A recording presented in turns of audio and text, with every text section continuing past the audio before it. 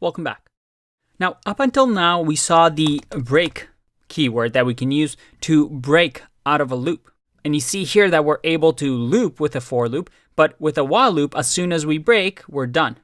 We've just, well, broken out of the loop.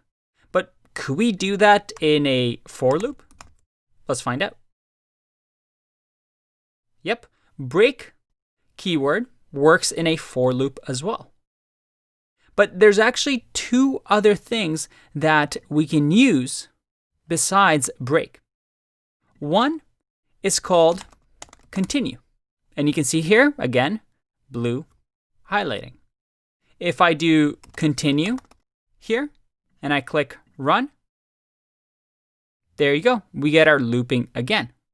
But you're thinking, why do we need this? Like, it seems completely useless, right?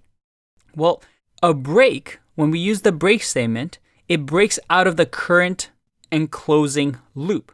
So when we used a break statement, we broke out of this loop, right? This whole while loop, we just exited it. And same with the for loop, we completely exited it.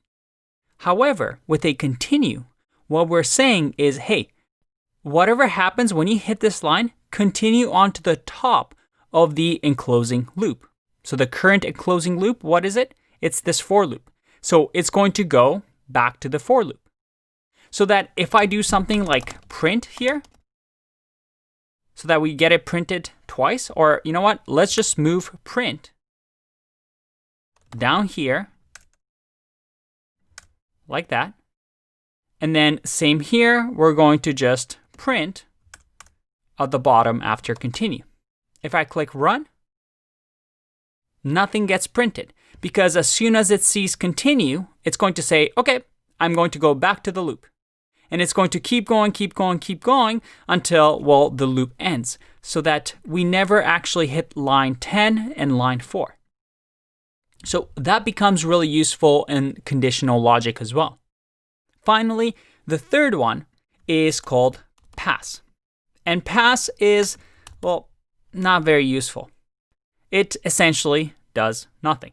If I click run here, and again, it shows me here, line 10, something's wrong.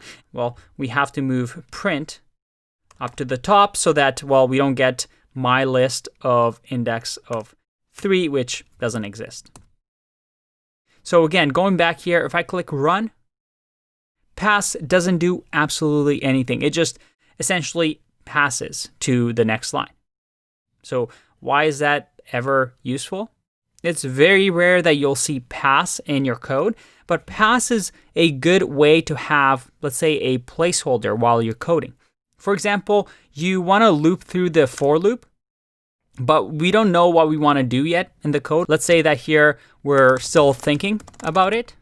If I do this and I click run, I get an error here because, whoa.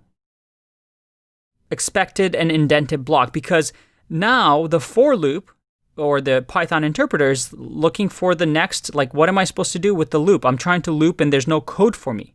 So you can add a pass here to at least fill something for the for loop to say, hey, I'm thinking about it. I'm just going to pass it for now just so you have something so you don't bug me, and I'll come back to it. So if I click run, that still works. So pass is one of those placeholders that we can use so that there is a line of code that does absolutely nothing that we can still pass through.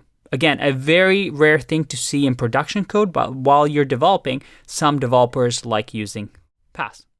And there you have it. Break, continue, and pass. I'll see you in the next one.